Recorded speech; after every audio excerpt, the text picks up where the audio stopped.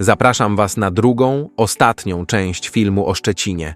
Zobaczymy między innymi wały Chrobrego z Muzeum Narodowym, Zachodniopomorskim Urzędem Wojewódzkim i Politechniką Morską, bulwary nadodrzańskie z pięknymi promenadami, czerwony ratusz, który symbolizował potęgę miasta, plac Jasne Błonia imienia Jana Pawła II, na którym polski papież odprawił mszę, oraz cmentarz centralny, czyli największą nekropolię w Polsce i trzecią w Europie.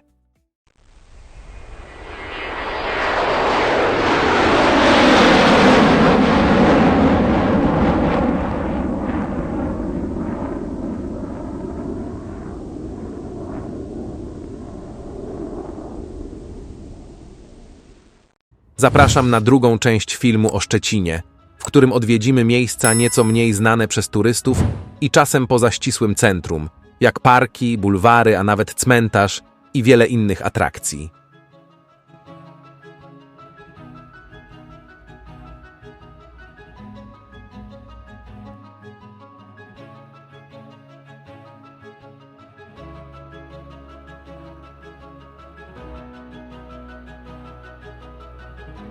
Wyobraź sobie, że stoisz na szczycie monumentalnego tarasu, patrząc na rozległą Odrę, gdzie statki suną leniwie po wodzie, a Szczecin odsłania swoją duszę. To wały Chrobrego, perła architektury, która powstała na gruzach starego fortu Leopold z XVIII wieku. W 1902 roku z inicjatywy nadburmistrza Hermana Hakena architekt Wilhelm Mayer-Schwartau zaprojektował to miejsce jako Hakenterrasse, tarasy o długości pół kilometra z grecko-rzymskimi kolumnami, fontannami i schodami prowadzącymi prosto do rzeki. Ale to nie tylko kamienie i beton. Legenda mówi, że Haken, widząc potencjał w opuszczonych fortyfikacjach, marzył o czymś wielkim, symbolu potęgi portowego miasta. Budowa trwała prawie 20 lat, przetrwała wojny, a po 1945 roku nazwano je na cześć króla Bolesława Chrobrego, by podkreślić polskie korzenie. Dziś mieszczą Muzeum Narodowe, Akademię Morską i Teatr Współczesny, a wieczorem oświetlone tworzą magiczną panoramę. Nad majestatycznymi wałami Chrobrego wznosi się gmach Muzeum Narodowego. Perła architektury z 1913 roku, zaprojektowana przez Wilhelma Mayera Schwartaua. Dawniej niemieckie Muzeum Miejskie, po wojnie stało się polskim bastionem historii Pomorza. Od 1970 roku to Muzeum Narodowe, opiekujące się ponad 150 tysiącami skarbów. Przeniesiecie się tu w podróż przez kontynenty, od afrykańskich masek i azjatyckich artefaktów, przez etnograficzne cuda oceanii, po pomorską sztukę i archeologiczne znaleziska. To jedna z największych kolekcji kultur pozaeuropejskich w Polsce.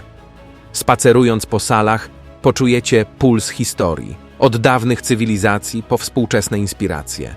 Idealne na rodzinny wypad czy lekcje przygody.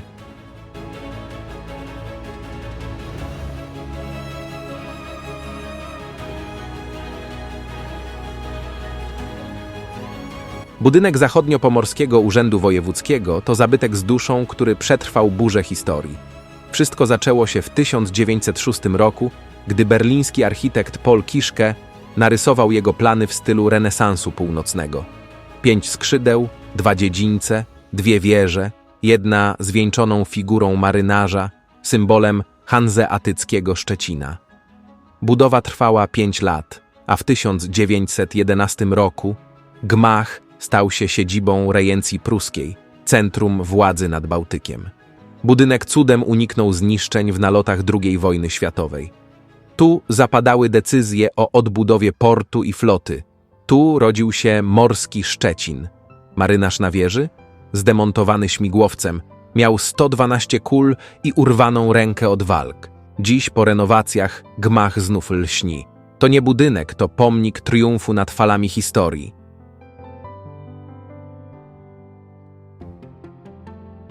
Na wałach Chrobrego w Szczecinie wznosi się majestatyczny gmach Politechniki Morskiej. Zbudowany w 1921 roku w stylu neobarokowym, Służył kiedyś jako siedziba władz pruskich. Dziś kształci przyszłych marynarzy i inżynierów floty, symbol morskiej potęgi Szczecina.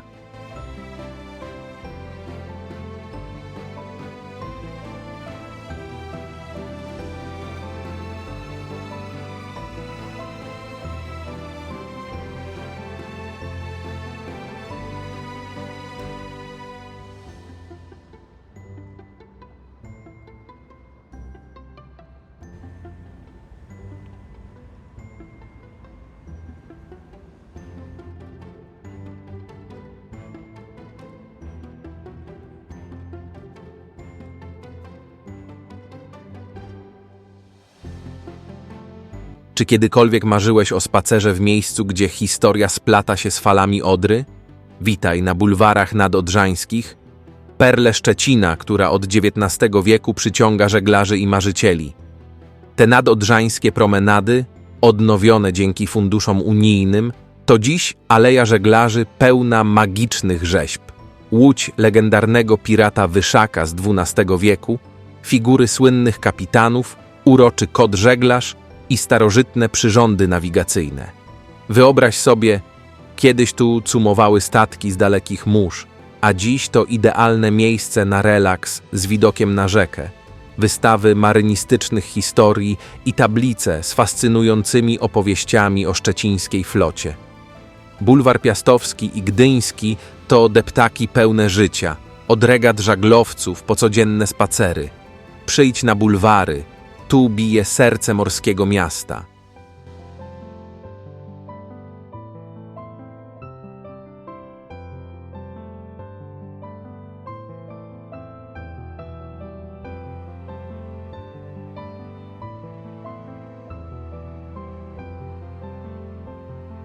W sercu Szczecina, nad Odrą, czają się dźwigozaury, 3 stalowe giganty z lat 30. XX wieku.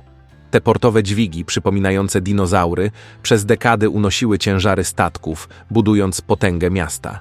Zapomniane, ożyły po renowacji w 2017 roku. Teraz świecą kolorami, stając się ikoną przemysłowego dziedzictwa. W Szczecinie, na Łasztowni, stoi gigantyczna puszka, pomnik paprykarza szczecińskiego. Ta kultowa konserwa z lat 60. była eksportowana do 32 krajów i podbiła świat.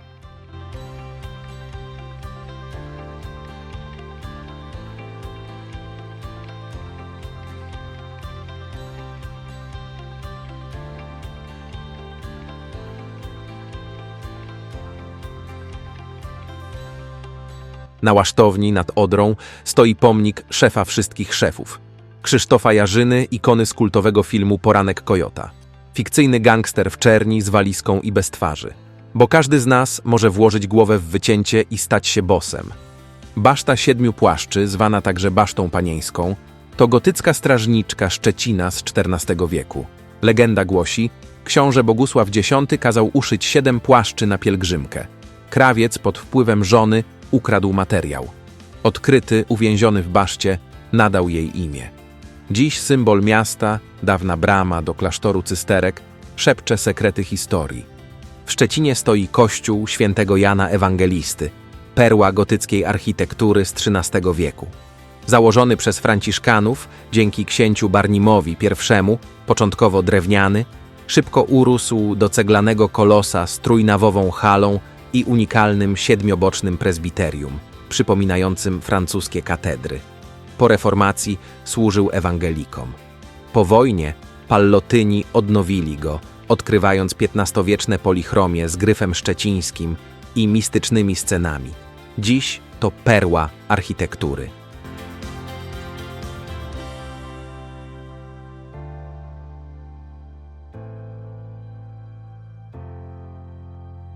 Czas na opowieść o Czerwonym Ratuszu, neogotyckim klejnocie z czerwonej cegły, który stoi dumnie przy placu Batorego. Wyobraźcie sobie, jest rok 1875. Szczecin dynamicznie się rozwija jako portowe mocarstwo. 2 listopada wmurowano kamień węgielny pod ten imponujący budynek, zaprojektowany przez szczecińskiego radcę Konrada Króla. Budowa trwała zaledwie 3 lata, a uroczyste otwarcie nastąpiło 10 stycznia 1879 roku. Ratusz symbolizował potęgę miasta. Jego fasada zdobiona jest rzeźbami alegorycznymi. Przemysł, rolnictwo, żeglarstwo i wiedza, wyrzeźbionymi przez Emila Steinera, które podkreślają źródła bogactwa Szczecina. Ale los bywa okrutny. Pod koniec II wojny światowej w 1945 roku budynek spłonął od podpalenia. Odbudowano go dopiero w latach 1959–1963, zachowując neogotycki charakter z wieżyczkami, arkadami i herbem Szczecina z 1660 roku, przeniesionym ze Starego Ratusza. Dziś Czerwony Ratusz to siedziba Urzędu Morskiego i innych instytucji. To nie tylko zabytek, ale żywy symbol odrodzenia Szczecina.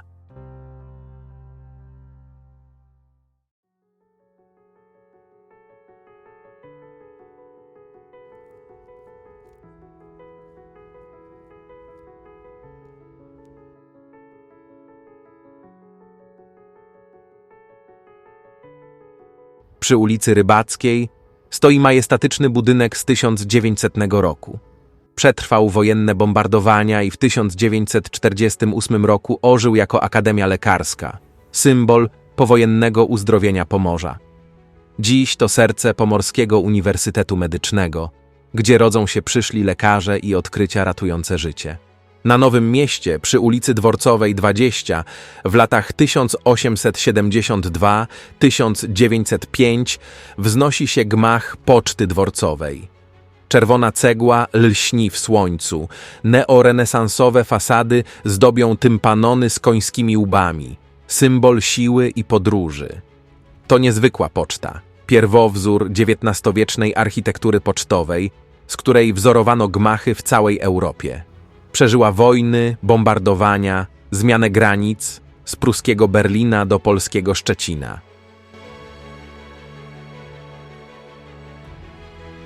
Wyobraźcie sobie gmach, który przetrwał burzę historii Szczecina. Stojąc dumnie na placu Armii Krajowej, ten neobarokowy pałac, zwany niegdyś Szpinakowym Pałacem, wzniesiono w latach 20. XX wieku jako serce prowincji pomorskiej. Pod nazistowską flagą gościł NSDAP, ale po wojnie 5 lipca 1945 roku polski prezydent miasta Piotr Zaremba tu zapoczątkował odbudowę miasta. Dziś, po renowacji odsłaniającej zielone mury, to bijące serce urzędu, miejsce, gdzie rodzą się decyzje o Szczecinie. Tym razem zabieram Was w fascynującą podróż po placu Jasne Błonia, imienia Jana Pawła II, zielonym sercu Szczecina, które bije rytmem historii i relaksu. Wyobraźcie sobie lata 20. XX wieku. Szczecin, wtedy jeszcze pod niemiecką nazwą Stettin, otrzymuje dar od bogatej rodziny Quistorpów. Ogromny teren na zachód od centrum. Między 1925 a 1927 rokiem powstaje tu prostokątny plac zaprojektowany jako oaza zieleni. Szeroki pas trawnika obsadzony majestatycznymi platanami ciągnie się aż do Parku Kasprowicza i Lasu Arkońskiego. Ale uwaga, ciekawostka. W planach był ogromny basen pośrodku. Na szczęście zwyciężyła wizja parku, a nie kąpieliska. Plac szybko stał się ulubionym miejscem spacerów. Po II wojnie światowej, gdy Szczecin odbudowywano, wzniesiono tu pomnik 3 orłów, symbol 3 pokoleń Polaków, którzy podrywają się do lotu, budując nowe miasto. A w 1987 roku tu właśnie papież Jan Paweł II odprawił mszę dla setek tysięcy wiernych. Na pamiątkę tego wydarzenia plac nazwano jego imieniem. Dziś Jasne Błonia to idealne miejsce na piknik, jogging czy koncerty. Otoczone ulicami Piotra Skargi i Ogińskiego, pełne kwiatowych kompozycji, przyciąga mieszkańców i turystów. Na początku XX wieku filantrop Johannes Quistorp, bogaty przedsiębiorca, spogląda na swoje rozległe sady i lasy nad Doliną Osówki. W testamencie zapisuje miastu 50 hektarów zieleni, pod warunkiem, że nigdy nie zostanie to zabudowane. Tak w 1900 roku rodzi się Quistorp Park, dziś park imienia Jana Kasprowicza, zielone serce miasta. Po II wojnie światowej park zyskuje imię wielkiego poety i zyskuje nowe życie. Spacerując jego alejkami otaczają cię ponad 200 gatunków drzew, od znajomych dębów i buków po egzotyczne cuda. Sosny Jeffreya, świerki serbskie czy jedyny w Europie ogród północnoamerykański z gatunkami zza oceanu. Wiosną eksplodują turkusy, jesienią liście malują zbocza w złoto-czerwone barwy. Amfiteatr rozbrzmiewa koncertami gwiazd. Wzbijają się ogniste ptaki Wojciecha Hasiora, symbol odrodzenia, a na skraju różanka pachnie tysiącami róż.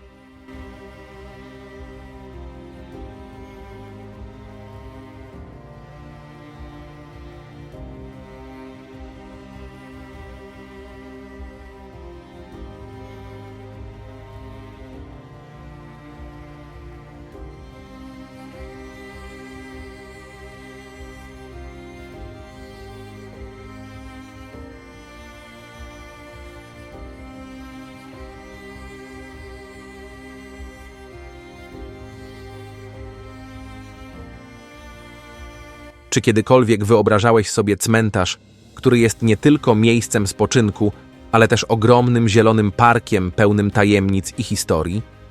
Witaj na cmentarzu centralnym w Szczecinie, największej nekropolii w Polsce i trzeciej w Europie, rozciągającej się na ponad 172 hektarach.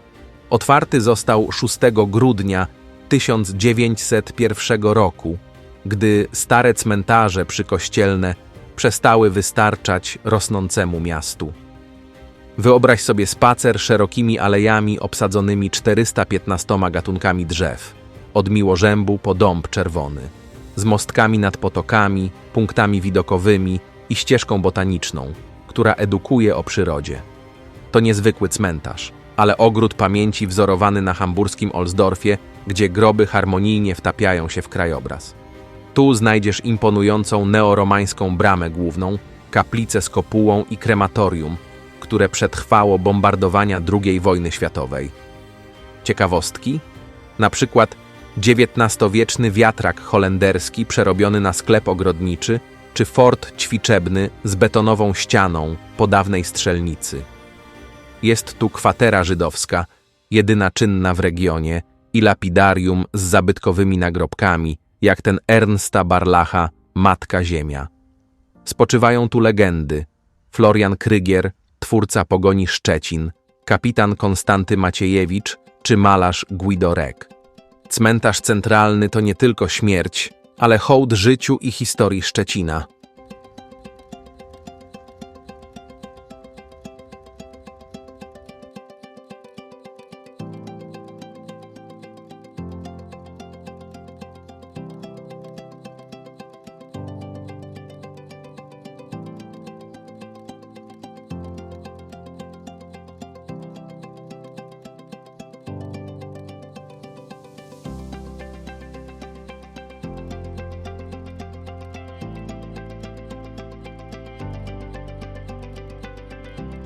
Przy Alei Wojska Polskiego w Szczecinie wznosi się neobarokowa willa Lęca, perła architektury z 1889 roku, zbudowana dla bogatego przemysłowca Augusta Lęca przez Maxa Drexlera.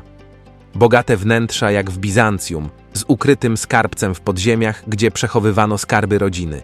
Po śmierci właściciela willa przeszła burzliwe losy, od rezydencji po instytucje kultury. Willa obecnie jest udostępniona do zwiedzania indywidualnie, jak i z przewodnikiem.